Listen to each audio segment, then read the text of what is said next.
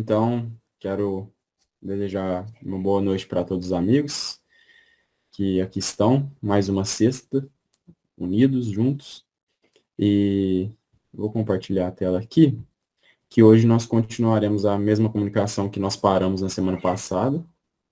Gente, só um segundo, deixa eu... Minha gata está aqui dentro, ela quer sair rapidinho.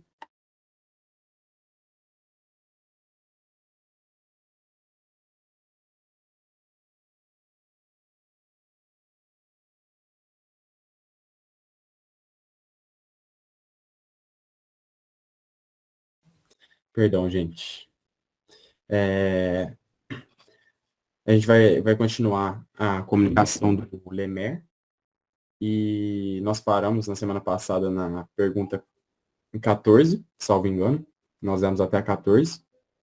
E antes de começar, eu só queria, né, fazer uma singela homenagem ao nosso amigo Luiz, que veio a desencarnar essa semana, né? Acho que todos conhecem o Luiz que participou de muitas reuniões comigo, né? Enfim, a gente se encontrou já diversas vezes e nos precedeu aí no retorno.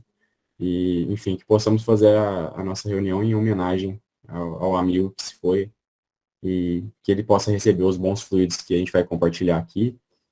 E, enfim, é isso, que tenhamos o nome dele em mente durante o nosso encontro da noite de hoje.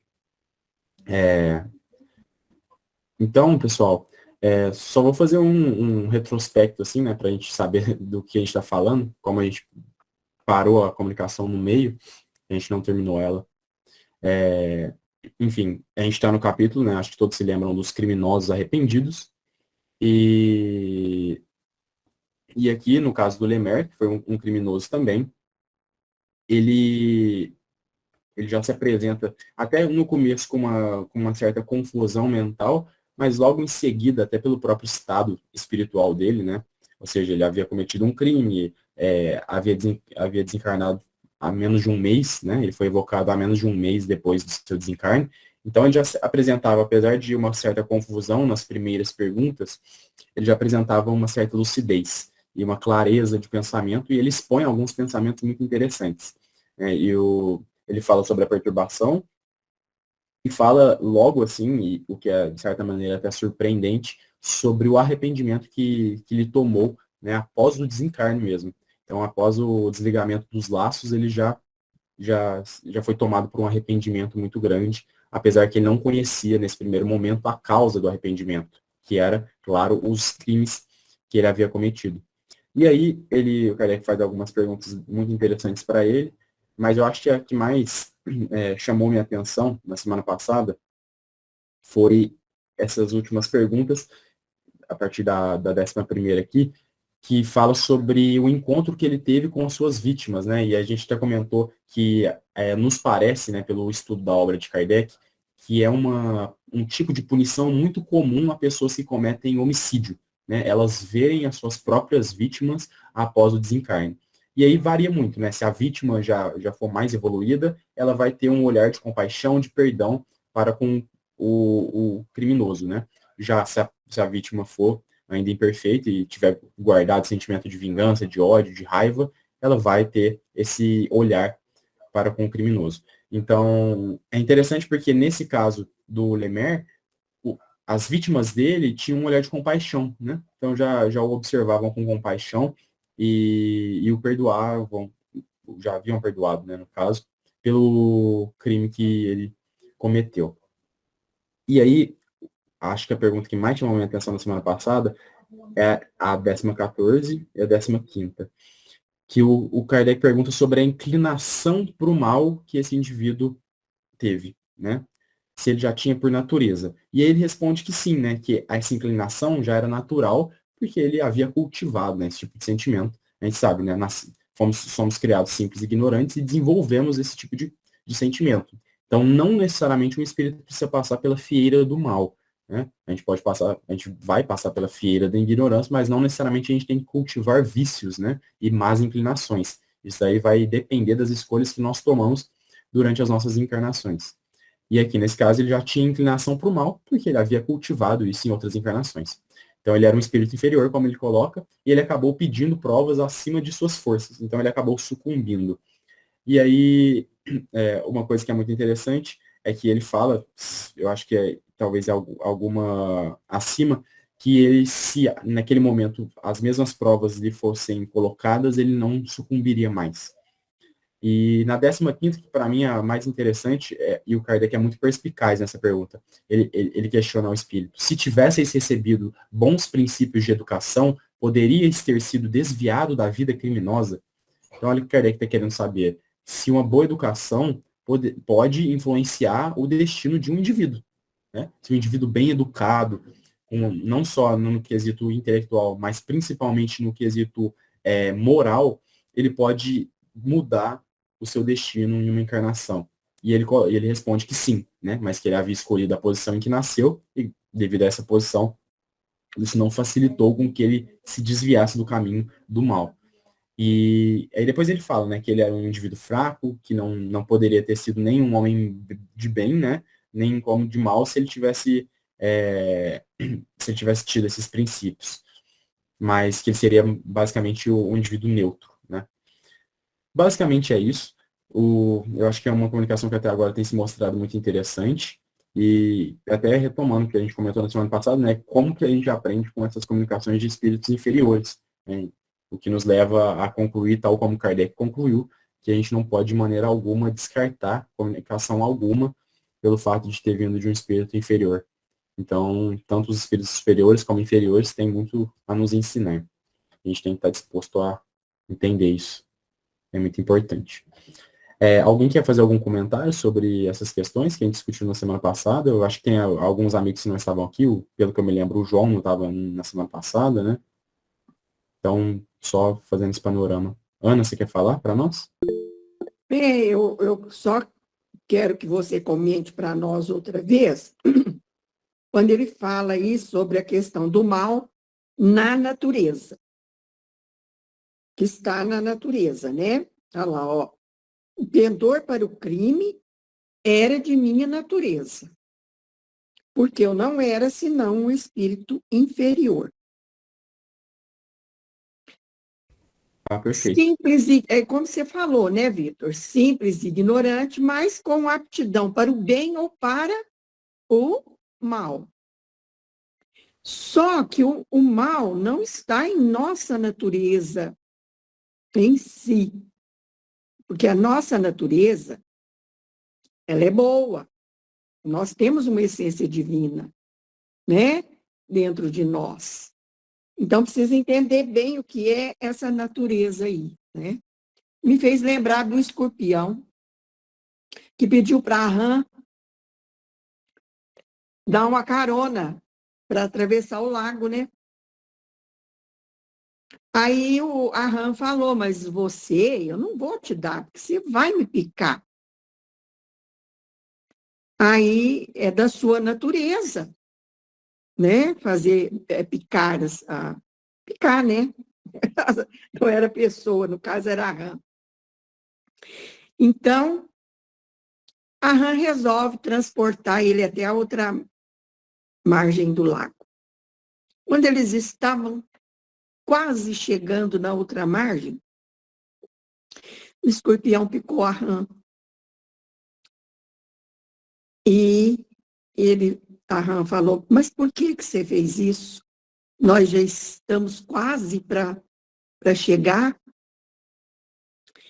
Aí o escorpião responde, é da minha natureza. Então, essa natureza aí, é como você disse, né? É para quem escolhe a fieira do mal, que nós não precisamos trilhar, né? Só da ignorância, e não do mal. Então, acho que ficou bem claro aí, né, com a sua explicação. É isso mesmo, né, Vitor? Uma questão muito interessante a que você fez. É um tema muito discutido dentro da filosofia, essa questão da natureza. É um termo muito utilizado em obras filosóficas, assim, esse termo por natureza. E aqui no Espiritismo, ele quer dizer exatamente o rumo que tomamos em encarnações anteriores, né? Então, ninguém é mal ou bom por natureza. Nós desenvolvemos essas propensões durante as nossas encarnações. Então, em alguns aspectos, nós trilhamos caminhos mais viciosos e, naturalmente, tendemos mais aos vícios nesses aspectos. E em outros, nós cultivamos aspectos mais virtuosos e, naturalmente, tendemos a ações mais virtuosas nesses aspectos. Então, esse por natureza meio que quer dizer algo que é intrínseco ao indivíduo, está dentro do indivíduo, é uma propensão já intrínseca a ele. Mas, diferentemente do que muitos pensou durante toda a história da filosofia, né, nós podemos mudar essa natureza. Porque não é uma natureza imutável. Né, como, por exemplo, pensou Aristóteles. Aristóteles pensava que a natureza humana era definida e imutável. Nós não poderíamos mudá-la. E que cada um tinha um tipo de natureza. Cada tipo de indivíduo tinha um tipo de natureza. E já para o espiritismo, ao contrário disso, a natureza ela é construída pelo espírito, né? Ela não vem, não é dada por Deus, mas é construída por nós. E nós podemos muito bem modificá-las, inclusive esse é o nosso grande objetivo, né? Modificar essa natureza.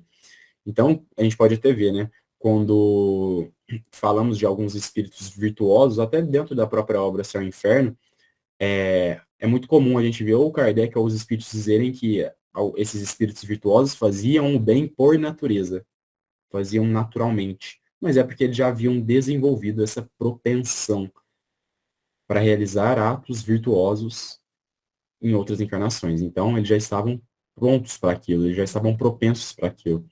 É aquele desejo que vem, né, que quando a gente está perante algum tipo de situação que aguça esse vício ou essa virtude, é aquele desejo natural que surge em nós, de agir de tal maneira, né? Então, se somos virtuosos no aspecto do desafio que estamos de frente, é natural com que tenhamos o ensejo de agir virtuosamente, né? Já quando nós estamos de frente a uma situação que incita os nossos vícios, é natural com que tenhamos o desejo de agir viciosamente. E é aí que se faz o trabalho da inteligência com o livre-arbítrio, né? De sabermos administrar essa situação a fim de ter uma nova postura onde até então estávamos caindo e errando. E tá aí o papel da inteligência, né? E do livre-arbítrio. É muito importante. Pergunta, assim, excelente da Ana. Pode falar, Ana. Então, essa natureza aí seria instintiva, né? Um instinto de conservação, né? Eu acho que instinto de conservação não, mas é o que o Kardec chama, Ana. Tem um texto na Revista Espírita de 1862 que chama o instinto bom e o mal, salvo engano. Ou instinto moral, alguma coisa assim. Depois eu posso pegar o nome mais preciso do artigo, que ele fala exatamente sobre isso, que tem o instinto, que é esse instinto da natureza, que seria, por exemplo, o instinto de conservação, que é um instinto que todos nós temos de nos conservarmos, enquanto que existem os instintos morais, esses que são desenvolvidos por nós. Como eu acabei de falar, né? Durante as encarnações, nós desenvolvemos alguns aspectos, e como nós desenvolvemos esses aspectos, nós temos mais facilidade de agir de tal ou de outra maneira. Então, nós criamos uma espécie de instinto moral, é o que o Kardec chama. Aí esse instinto pode ser bom ou mal, depende do que nós tenhamos desenvolvidos, né? Então, Mas eu estou dizendo assim, esse instinto mal, né, é pela defesa, pela conservação. Não sei, eu não lembro se é na Gênese que fala, acho que é na Gênese, que é um instinto de conservação, né, que nos leva, às vezes, a praticar o mal, a matar, em defesa da própria vida. é um capítulo lá, Gênesis, que fala sobre o instinto. Inclusive, esse capítulo aí é muito interessante, e ele desdobra bastante esse aspecto. É um tema que às vezes dá uma confundida, assim, mas o Kardec fala bastante sobre isso nesse capítulo. É, eu acho que sim, é o que ele coloca, né? O instinto de conservação, a gente pode encaminhar ele para esses vícios também, né? Desenvolver ele como esses vícios, pela conservação a gente acaba podendo criar esse tipo de vícios, mas ele não é feito para isso, né? Ele é feito para conservar. E aí vai depender do que o indivíduo vai fazer com ele. Mas sim, tem uma tese, eu não sei se o Kardec bate o martelo sobre isso, mas ele desenvolve uma tese falando sobre isso lá na Gênesis. Salvo engano, inclusive, nesse debate todo que o pessoal tem sobre a adulteração da Gênesis, né? Eu acho que é um capítulo que ele é modificado da quarta para a quinta edição, inclusive. Eu já reparei isso em leituras, assim. Mas isso não entra no debate, eu só estou comentando porque eu acho que é uma tese que o Kardec não chega a bater o martelo, é uma tese meio que filosófica que ele desenvolve, até porque é um tema difícil de se falar sobre, né? Só aproveitando que você falou isso aí, são duas correntes, né? Uma que fala que houve adulteração e outra que diz que não. O Cosme Massa, por exemplo, que é estudioso de Kardec, ele diz que não houve adulteração. Não houve. Isso tudo foi permitido pelo próprio Kardec, enquanto vivo ainda, né? Ele mesmo modificou, que não teve adulteração, nada não. Aí tem a outra corrente que fala que teve, né? É a corrente do Massi e a corrente do Figueiredo lá, com aqueles outros lá. Então, nós ficamos sem saber. Na verdade, é um baita de um debate. Vou deixar a Marleninha falar, que ela levantou a mão faz tempo.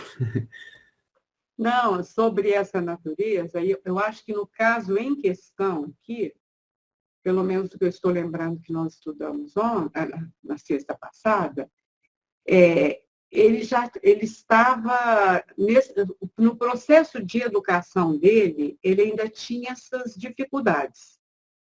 Aí, diante de uma situação semelhante, ele repete. Isso, os próprios casos que nós estudamos de suicídios aqui, eles falam isso, né? Quando se comete suicídio uma vez, há uma tendência para numa outra encarnação repetir. Porque a pessoa está nesse reflexo condicionado, né? A gente tem uma tendência, quando você faz uma coisa, a repetir. E você observa em várias situações, né? E talvez no caso dele, desse espírito, eu acho que seja mais isso. Quando ele fala se isso estava na minha natureza. Não é que ele foi criado assim, nem nada, né? E aí eu acho que no caso nem foi uma de defesa, um instinto de defesa. Foi exatamente essa postura dele, né?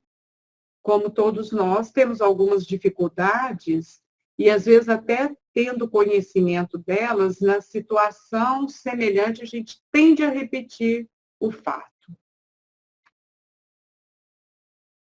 É verdade. Isso que você falou, Marlene, procede sim, na minha opinião também, porque vira hábito, né? E o hábito vira vício. O Kardec, enquanto rivaio, antes de adquirir o pseudônimo, ele tem um texto que ele fala sobre os hábitos e que a gente tem que tomar cuidado com os hábitos para que eles não se transformem em vícios. Ele alerta para isso, porque você vai praticando, vai ficando automático e vira vício. Ana Luísa, tem um ditado que fala: o uso do cachimbo faz a boca torta, né? Eu acho que numa linguagem popular seria isso.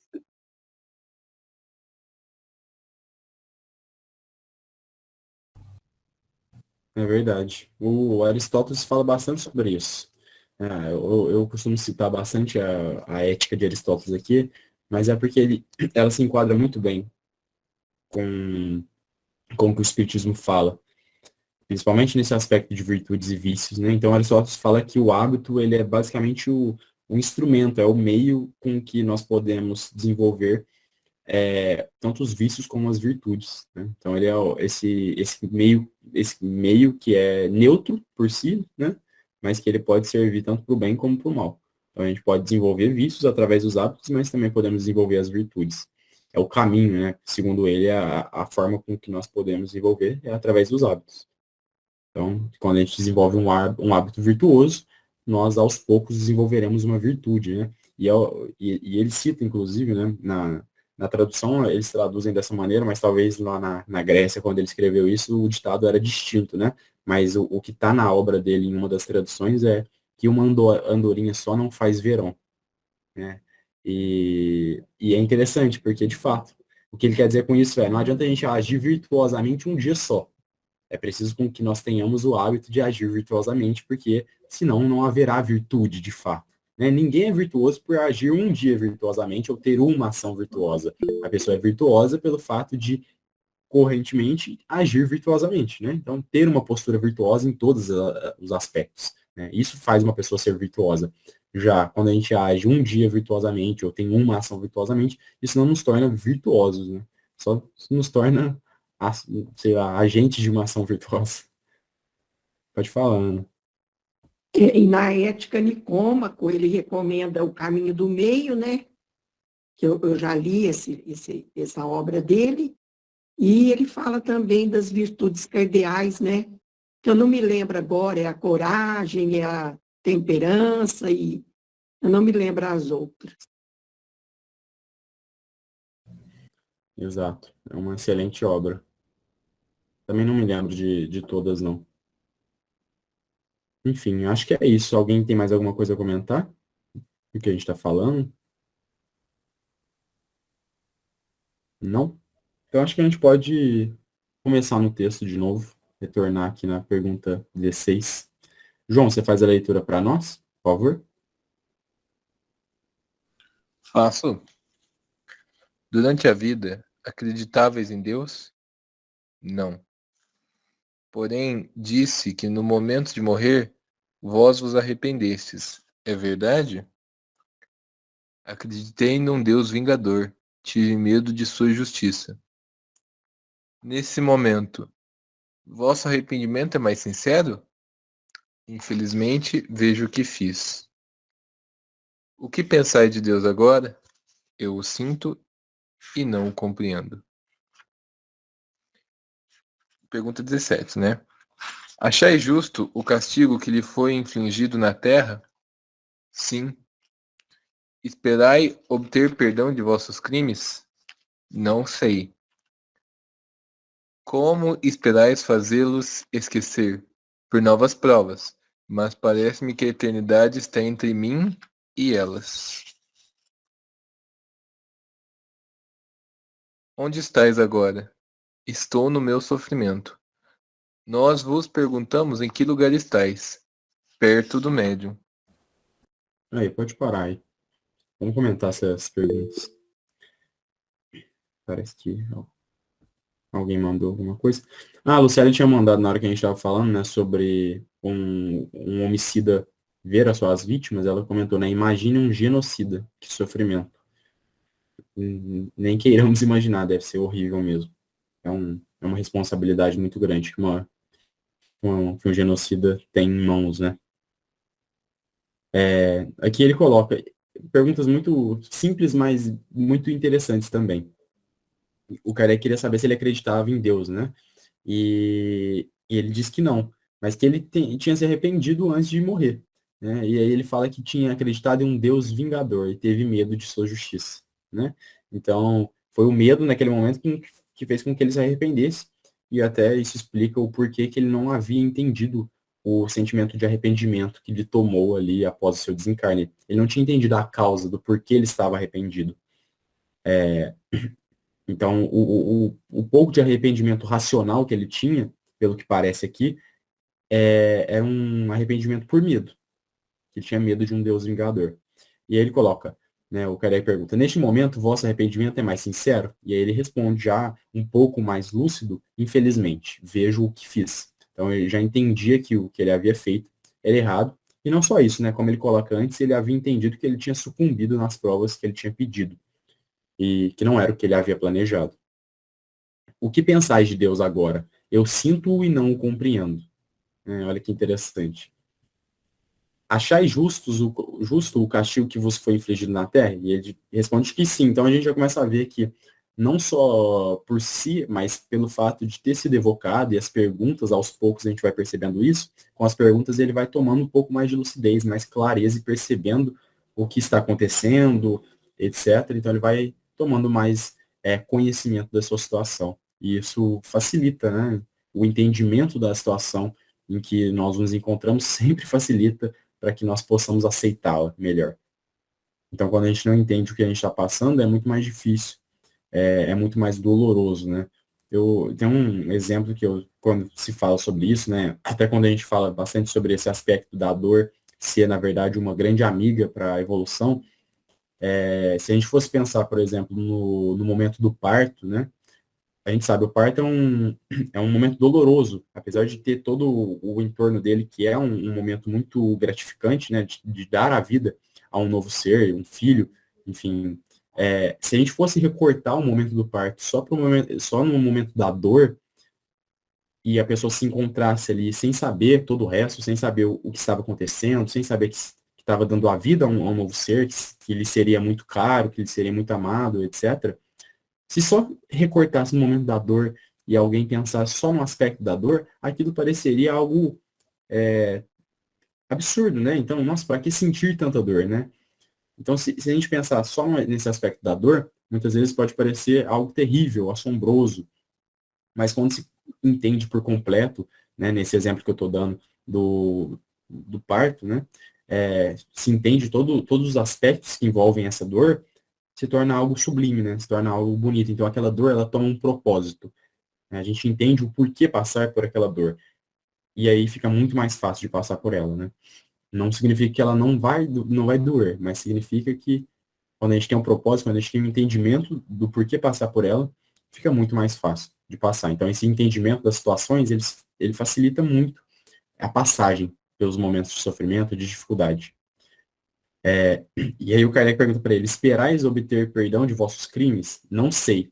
Então, olha, ele está muito confuso, e claro, ele está começando a entender melhor agora a lei de Deus. Então, é normal com que ele esteja confuso. Sem contar, né, que nós sabemos que ele não precisava esperar obter perdão. Né? Nem perdoado ele precisava ser, porque Deus nem se ofende. Mas na mente do indivíduo, do espírito, parece que é dessa maneira que funciona. E essa pergunta aqui para mim, a mais interessante dessa de todas que a gente acabou de ler. Como esperar e fazê-los esquecer? Por novas provas. Mas parece-me que a eternidade está entre mim e elas. E aqui, pessoal, olha que interessante, né? E eu acho que o que mais se destaca aqui é como que a doutrina espírita e a ciência espírita, acima de tudo, vem se construindo aos nossos olhos aqui.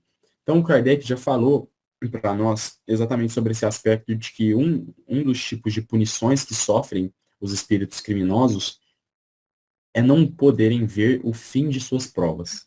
Né? Que isso consiste em uma aflição muito grande para eles e serve, ao mesmo tempo, de provação para que eles possam entender a magnitude de Deus e a grandeza dele, principalmente a sua misericórdia.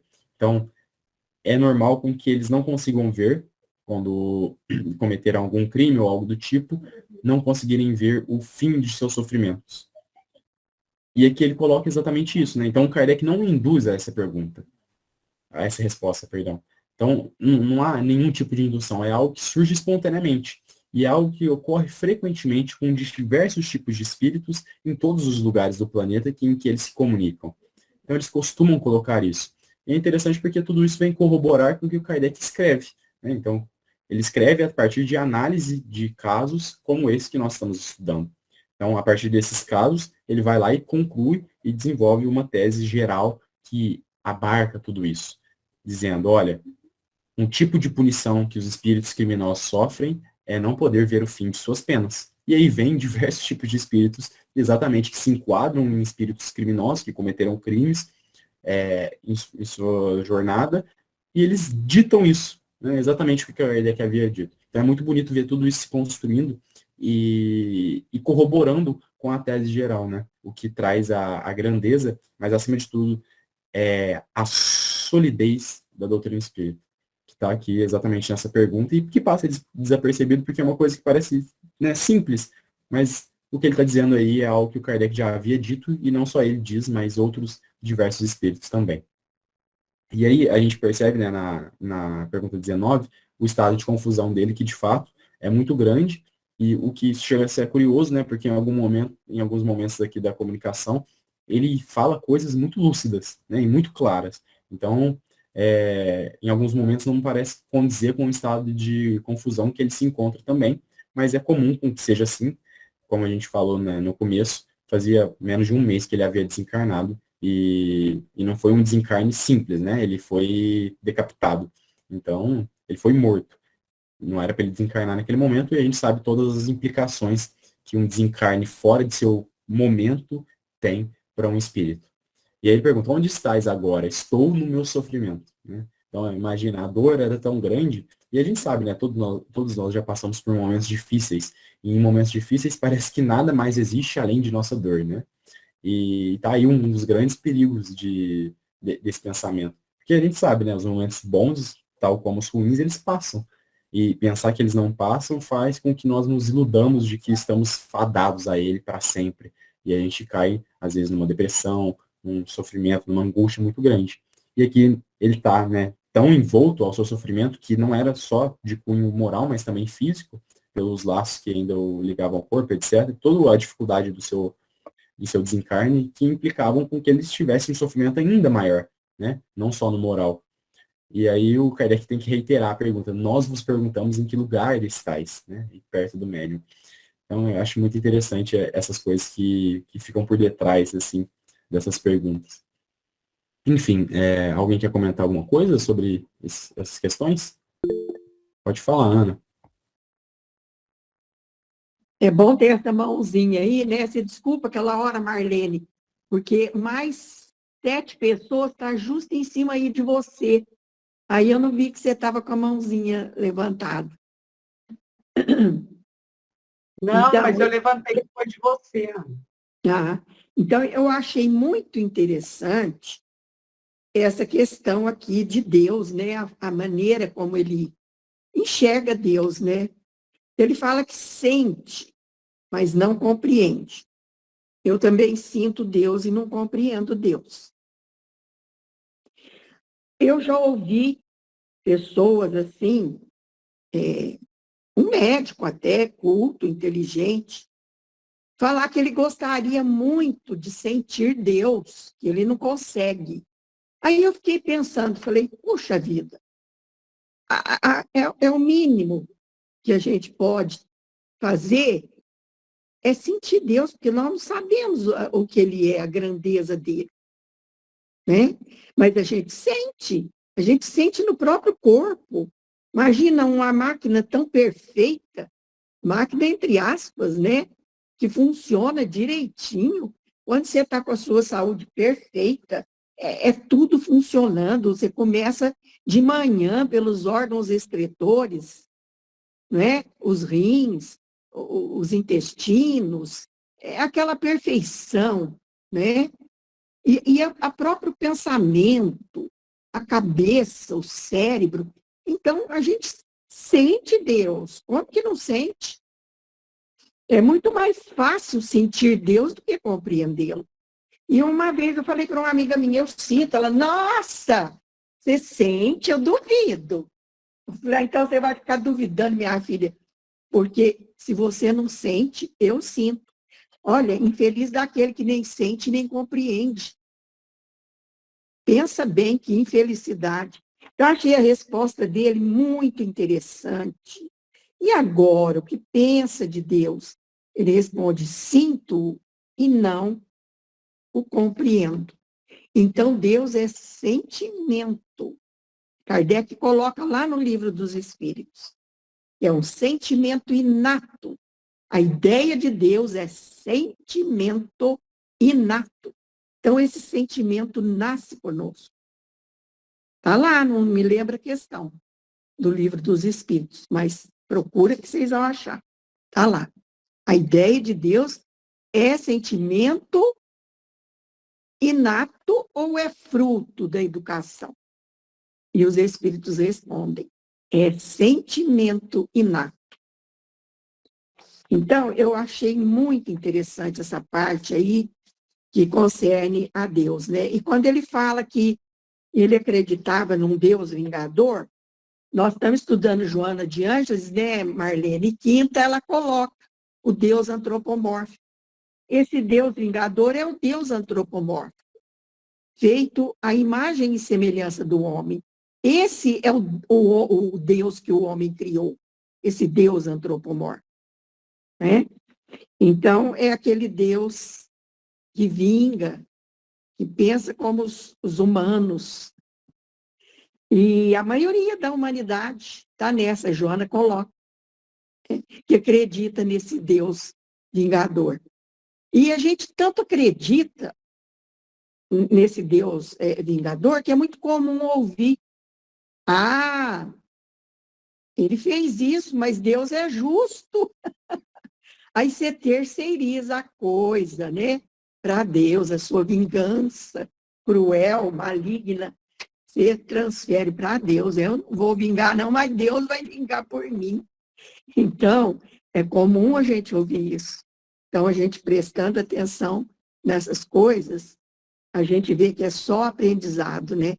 E um grande aprendizado trouxe para nós esse, como é que ele chama? O Lemer, né? Maravilha.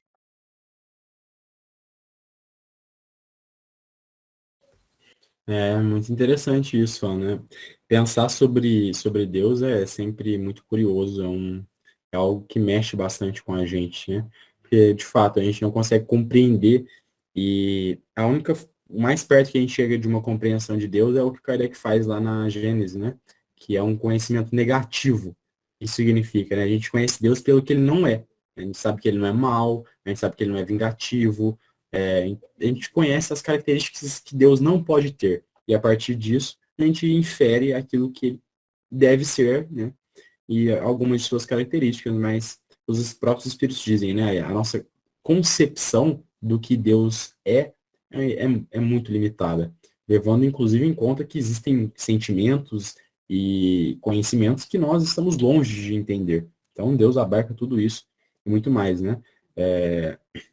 Acho que o mais próximo, talvez, que a gente chegue de dizer o que é Deus é quando se diz que Deus é amor, né? Então, talvez porque a gente também não consiga explicar direito o que é E amor. amor é sentimento, né, Vitor? Exato, Deus é amor, amor é sentimento. Então, a gente sente, sim. exato. É sempre muito difícil dissertar sobre a figura divina, né? Muito difícil para nós. Mas é isso, a gente consegue senti-lo. Então, vamos continuar na leitura, para a gente finalizar, inclusive. Vamos lá, João.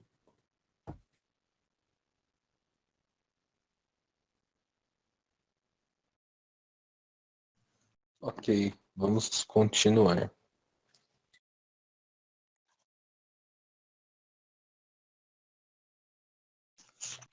Só tô demorando um pouquinho porque meu livro fechou, eu tô tentando me encontrar. Aqui, achei. Beleza. É o item 20. Eu vou ler pela transmissão. Ah, tá, achei. Já que estáis aqui, sob que forma seríeis visto, se nos pudesseis aparecer? Ver-me-eis sob a minha forma corpórea, a cabeça separada do tronco. Poderíeis aparecer-nos? Não. Deixai-me. Poderíeis dizer-nos como fugiste da prisão de Montdidier? Nada mais sei. É tão grande meu sofrimento que apenas guardo a lembrança do crime. Deixai-me. Poderíamos concorrer para vos aliviar esse sofrimento? Fazei votos para que a expiação sobrevenha sem demora. É isso, né?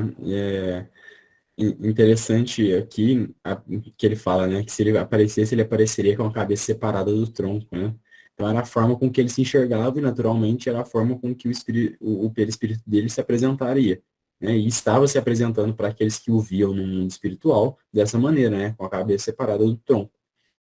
E aí é interessante porque a gente entra naquelas discussões referentes ao perispírito, né? E é algo que é discutido pelo Kardec, inclusive no livro dos Médiuns, na Revista Espírita, e o perispírito nada mais vai se aparentar do que aquilo que nós queremos com que ele se aparente, né? Então ele modifica conforme nós queremos com que ele se modifique. E podemos dar a forma que bem entendermos ao nosso perispírito quando desencarnados, né? E aqui, nesse caso, ele não fazia isso de propósito, né, gente? É interessante falar sobre isso, porque ele é muito ignorante sobre esses aspectos, então ele não conhecia isso. Ele não sabia que ele estava propositalmente colocando a sua cabeça separada do tronco, né? Ele fazia aquilo porque ele se imaginava daquela maneira de verdade. Mas a partir do momento que ele entendesse que não é assim que funciona, né? Eu já devo ter até comentado aqui que o Adolfinho tem uma história interessante sobre isso, porque tem um caso na Revista Espírita que é sobre isso, né? E aí o Kardec vai conversando com o espírito até o momento que ele entende que a cabeça dele não precisa ficar separada do tronco dele, né? Que era algo que o espírito dele estava comandando. E aí, a partir do momento que ele entende isso, a cabeça volta ao lugar. E aí o Adolfinho me contando uma história uma vez que ele estava numa reunião mediúnica e apareceu um espírito, né? Apareceu um espírito lá, com a cabeça separada do tronco, ele viu o espírito, e eles haviam lido esse texto da Revista Espírita no sábado anterior a essa reunião. Então, o texto estava fresco na memória dele. E a partir do momento que ele viu o espírito com a cabeça separada do corpo, ele pensou nesse texto da Revista Espírita. E na hora que ele pensou nesse texto, a cabeça do espírito voltou para o lugar, o espírito fez uma feição de agradecimento, né, e deu um tchauzinho e se foi. Então, olha que interessante, né? Provavelmente, né, como a gente sabe, a partir do momento que ele lembrou do texto, o espírito teve acesso a isso também, né? Então, ele provavelmente foi enviado até a reunião, porque eles sabiam que o Adolfinho lhe seria útil naquele momento, né? Então, isso auxiliou esse espírito, que é interessante.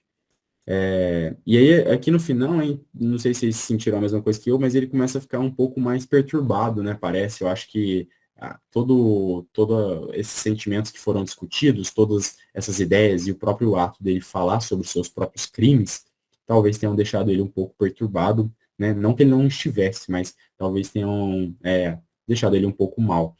E aí ele não quer mais falar, né? Ele fala, deixai-me. E aí o Kardec faz uma pergunta de uma evasão de uma prisão, né? Ele provavelmente deve ter fugido dessa prisão, que o Kardec cita aqui. Mas não é algo que é dito, né? Não há uma introdução sobre a história desse espírito, então é algo que fica no ar mesmo, porque a gente não tem um detalhamento maior sobre essa fuga dessa prisão. E aí ele fala, né? Meu sofrimento é tão grande que só tem a recordação do crime. Então, provavelmente estava num estado de sofrimento muito grande mesmo. É aquele arrependimento que é tão forte, né? Que você não consegue pensar em outra coisa a não ser no erro que você cometeu. Então, é aquilo que fica martelando a cabeça, né, o tempo inteiro. E aí, por fim, Kardec termina perguntando se poderia trazer algum alívio aos seus sofrimentos. Ele fala, fazei votos para que a expiação chegue. Que era o que ele mais almejava naquele momento, né? E é claro que os membros da Sociedade Espírita de Paris, tal como Kardec, devem ter colocado em suas preces o nome desse espírito, e com certeza o auxiliou, né, muito, até pelo conhecimento que a gente tem dos casos que a gente vem estudando, como que a prece tem um papel fundamental nesse desenvolvimento do espírito pós-desencarne, e como auxilia não só os espíritos inferiores, mas também os superiores, né, e todos eles são muito gratos pela prece. Então, isso até vai ao encontro do que a gente falou, né, no começo, de deixar também os nossos votos ao nosso amigo Luiz, que nos precedeu aí ao retorno. E, enfim, a gente sabe como isso auxilia um espírito que acabou de desencarnar, enfim, facilita para o desenlace acontecer mais fácil, etc. Todos os aspectos que nós sabemos que são muito benéficos. E a prece, ela nunca é ruim, né? Ela sempre ajuda. Enfim, e a gente finaliza essa comunicação, né? Muito produtiva, é um pouco mais extensa e muito produtiva. Pode comentar, né? Fica à vontade. Aqui me fez lembrar da culpa. Às vezes a gente comete um pequeno erro, julga mal alguém, a gente fica tão arrependido, né? Dá um sentimento de culpa tão grande. Imagina a gente cometer um crime, né? O sentimento de culpa que vem. Então, tem razão dele falar que o sofrimento dele era muito grande. Ele queria logo a expiação, ele queria logo encarnar para ele poder expiar e depois reparar o erro dele, né? Então, é muito interessante mesmo. São lições maravilhosas essas aqui que Kardec traz para nós, né? Eu nunca tinha estudado essa obra assim, por inteiro, né? Como nós estamos estudando. E é uma coisa magnífica. Aí que você vê a lógica do espiritismo mesmo, né? Não tem como fugir dessa religião, porque o espiritismo é ciência, é filosofia, é religião e é arte. Não só a arte nos seus vários aspectos, mas a arte de educar os caracteres, a arte de educar o caráter, né? É magnífico. Eu fico assim, maravilhada. Cada vez mais estudando assim, conforme o Luz e Amor tem proporcionado para nós, né, Vitor? Exato, é uma oportunidade única poder estudar uma obra com tanto cuidado e tanto, de maneira tão detida, né? A gente lidando com o texto, é uma, assim, oportunidade única mesmo. Como a gente aprende, né, com esses textos e lendo eles assim com calma, sem pressa e, enfim, em grupo também, o que ajuda, porque cada um tem uma visão sobre o que está sendo dito e essas visões vão se acrescendo. Então, assim, uma maravilha. Esses estudos em grupos, quando o grupo está assim, em um pensamento homogêneo, né, então todos já têm um certo entendimento que possibilita com que se discuta o texto mais profundamente, isso facilita muito. Então, há uma homogeneidade de ideias, não só de ideias, mas fluídica também. Então, isso facilita com que o desenvolvimento do estudo seja cada vez maior. E é o que a gente percebe, né? Estamos aqui toda sexta há já um bom tempo, né? Uns 2 anos, eu acho. 2 anos, né? Não, 2020. Vitor, nós começamos no presencial, até que o seu Então, Luiz participava, é verdade. e 2 anos ou mais, né? 2 anos e meio aqui. Pois é. Então, a gente percebe com o tempo como vai progredindo, né? É. E se forem parar para pensar, talvez até tenha a gravação, né, das primeiras reuniões online que a gente fez. De Tem, longe, elas não eram nem perto do que são essas, né?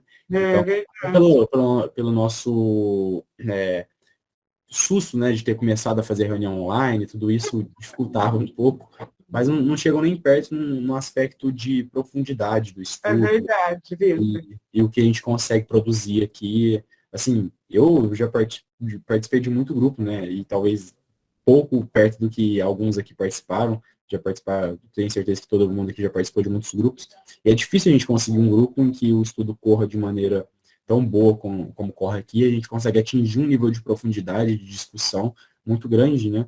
A gente teve reuniões aqui que discutiam os aspectos fundamentais da doutrina, assim, às vezes aspectos que são complexos de serem entendidos, e a gente ter esse tempo para nos deter a isso é muito importante. Então, quanto mais a gente estuda, falando particularmente, né, quanto mais eu estudo a obra de Kardec, mais eu vejo que tem mais coisa a ser estudada e as que já foram estudadas merecem serem retomadas com mais cuidado, né? Então, assim, Aí que a gente vê que não sabe nada, né, Vitor? é verdade. O estudo, né? O estudo, gente, ele é um convite contínuo a mostrar a nossa ignorância, né? E quem conclui de maneira distinta a isso, na verdade, está ali se regozijando no próprio orgulho, né? Porque quanto mais a gente estuda, mais a gente vê que a gente não sabe nada. Até aqueles especialistas que são muito entendedores de uma área em específico, eles percebem isso, né? Por mais que eles saibam muito no que se conhece daquela área, eles entendem que são muito ignorantes também, né? Então, a ignorância é uma conclusão, eu costumo dizer, uma conclusão óbvia de quem estuda. Porque quanto mais a gente estuda, mais a gente vê que tem mais coisas para estudar e mais áreas para serem estudadas. Então, é complexo. Verinha, pode falar, fica à vontade. Então, eu vou aproveitar que nós temos uns minutinhos ainda e fazer o comentário. Você sem o fone de ouvido hoje está muito melhor de ouvir. Você não consegue, quando você estiver em Uberlândia, no seu Note, fazer sem o fone, que fica muito melhor para a gente ouvir? eu posso tentar no meu notebook. Eu nunca Verdade, tentei fazer sem Vera. fone. Eu nunca tentei fazer sem fone no notebook, mas eu posso ver também, eu tô querendo, de qualquer maneira, comprar um fone com um microfone específico, sabe? Aqueles headphones, assim. Enfim, eu vou ver de comprar um fone, assim, porque eu tô precisando de qualquer maneira. E já ia auxiliar também. Mas que bom que ficou melhor aqui com o áudio Nossa, da primeira. perfeito. Aí dá gosto, mas olha, tem dia que é difícil da gente conseguir. Parece que fica Alô, acabar. Verinha. Eu que Oi? tenho problema de deficiência, às vezes tem coisa que eu não capto. Isso. Tá vendo, Vitor? Se vamos fazer com qualidade.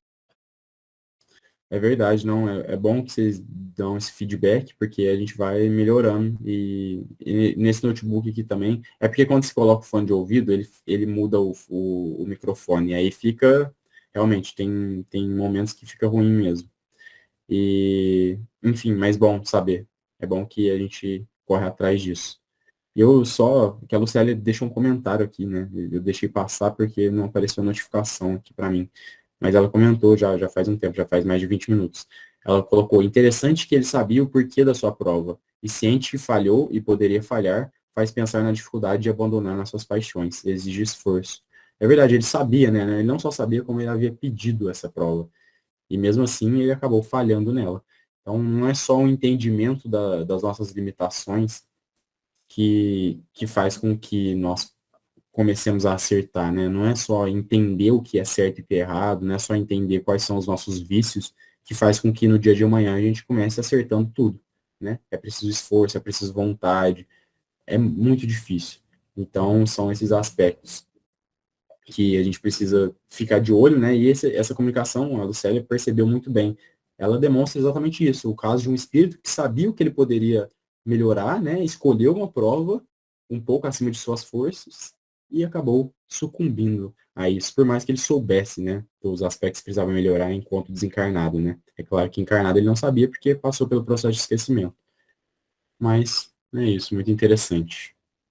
Alguém quer fazer mais algum comentário final aí sobre o texto, sobre tudo que a gente está falando aqui também? Eu só quero comentar o que a Verinha observou. Eu não tinha notado que era questão do seu audiofone aí. Eu não prestei atenção, mas eu achava que era o meu aparelho aqui, meu celular, que não tinha um som bom. Então, a Vera fez uma boa observação. Não, que bom. Também achei maravilhoso. Hoje entendi tudo e foi muito bom. Foi bem melhor, viu? Eu também. Hoje eu Perfeito. entendi. Eu não estava entendendo esses dias para trás. Oh, que Eu bom, gente. ficava falando, meu Deus, mas eu não entendo. Hoje eu entendi melhor também. Não, que bom saber. Eu vou providenciar um fone aqueles que tem um microfone mesmo, sabe, específico. Eu estou precisando disso já faz um tempo e isso vai auxiliar aqui nas reuniões. Então, perfeito saber que ficou melhor para todo mundo, né? Para todo mundo compreender, Ô, enfim. Vitor, mas você não precisa nem desse audiofone aí. Desse jeito que tá ótimo. Eu tenho que ver se no meu notebook fica assim também, é porque eu não estou no meu notebook, eu estou no notebook da minha mãe, então eu preciso ver se no notebook a Sim. qualidade do áudio fica tão bom quanto. Mas o problema é que no meu notebook, eu acabei de lembrar, não tem como, é porque o áudio do meu notebook, ele está estragado. Então eu não consigo ficar sem fone de ouvido, porque não dá para entender nada. Mas eu vou providenciar um fone, que aí o fone vai ter o áudio assim, melhor do que esse, porque, né, o fone já vai ser próprio para isso. Mas que bom, que bom. Feliz de saber isso. Então, semana que vem, se Deus quiser, já estarei com um fone específico.